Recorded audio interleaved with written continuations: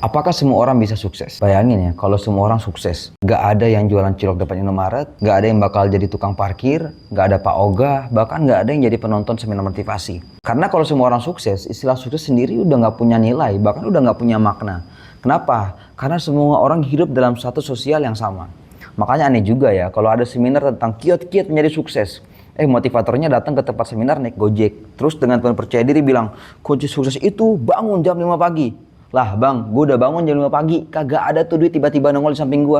Terus juga, kalaupun mereka beneran sukses, belum tentu apa yang mereka sampaikan sesuai dengan kondisi hidup kita. Kunci sukses itu kerja keras, betul, setuju.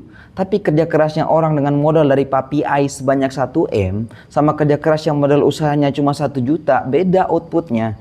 Kerja kerasnya Aska Kobuzier nih, buat bikin konten, sama kerja kerasnya gue, beda outputnya. Kalau Aska kerja keras bisa aja dia dapat 1 juta penonton. Kenapa? Karena dia memanfaatkan privilege dengan dedikasi yang dia miliki.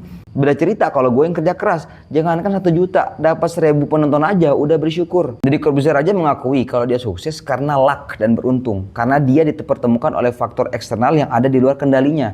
Ditambah lagi, dia punya dedikasi yang tinggi yang merupakan bagian dari faktor internal. Jadi kesiapan faktor internal dan luck dalam faktor eksternal itulah yang membuat dia sukses.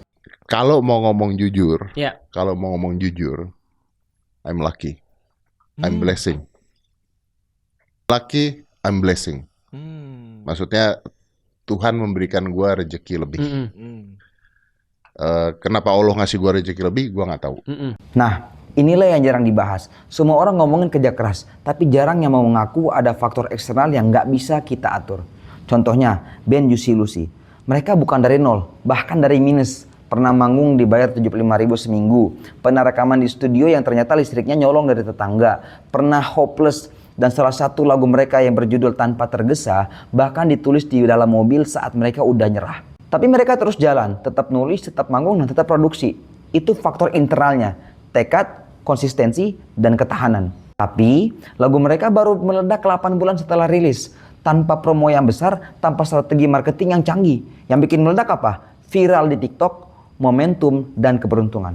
Bahkan salah satu lagu mereka yang paling fenomenal berjudul Lantas udah pernah ditawarkan ke artis lain tapi ditolak. Kalau bukan karena momen eksternal, kita mungkin gak akan kenal lagu mereka hari ini. Jadi jelas ya, kerja keras itu penting banget tapi tetap harus realistis. Sukses bukan hal yang bisa dipaksa atau diprediksi. Kerja keras itu tidak akan menjamin kesuksesan, jelas lah. Banyak orang yang kerja keras tapi ya susah juga untuk mencapai yang namanya kesuksesan dan lain sebagainya. Cuman di satu sisi ya itu yang bisa kita lakukan, cuma kerja keras saja tidak menjamin kesuksesan apalagi enggak kan. Nah.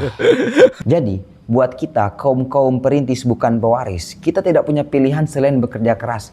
Tapi bahkan setelah kerja keras kalau belum sukses juga ya udah terima aja. Karena selama kita kerja keras kita nggak gitu-gitu aja kok, kita bertumbuh, kita berkembang, kita berubah. Dan itu jauh lebih berharga daripada diem doang, begadang, push rank, pas tengah malam tiba-tiba ngeluh, kok hidup gue gini-gini aja ya. Jadi nggak semua orang bakal sukses. Dan itu bukan karena kita gagal, tapi karena sukses itu gabungan antara kesiapan internal dan pertemuan faktor eksternal. Dan hidup nggak seharusnya jadi ajang perlombaan, tapi ruang untuk bertumbuh, belajar, menerima diri kita sendiri, dan menjadi versi terbaik dari diri kita. Sebelum lanjut, kenalin, nama gue Rifko. Dari kecil sampai dewasa, gue sering gagal. Gagal dapetin orang yang gue suka, gagal jadi penting, gagal dimengerti. Dulu gue kira cinta itu harus dimenangkan, tapi ternyata gagal justru ngajarin gue lebih banyak. Oleh karena itu, gue nulis buku Jangan Jadi Sad Boy. Bukan buat cari simpati, tapi buat jujur, bahwa nggak semua kegagalan harus disesali. Buku ini adalah cerita tentang jatuh, belajar, dan berdamai dengan kenyataan. Baca gratis sekarang. Cukup scan barcode yang ada di layar. Karena gagal pun layak untuk diceritakan. Mari lanjut ke video. Gue bakal tutup video ini dengan closing statement dari Ketua MUI Jakarta, Kiai Haji Muhammad Faiz Syukromakmun LCMA. Jadi orang yang beriman, Abdur, itu tidak kemudian tidak melakukan ikhtiar. Justru dia melakukan ikhtiar. Karena kan dia tidak tahu kemana muara hidupnya. Adapun Allah tahu, itu karena Allah Maha tahu. Karena tidak ada kemarin, hari ini, dan esok buat Allah.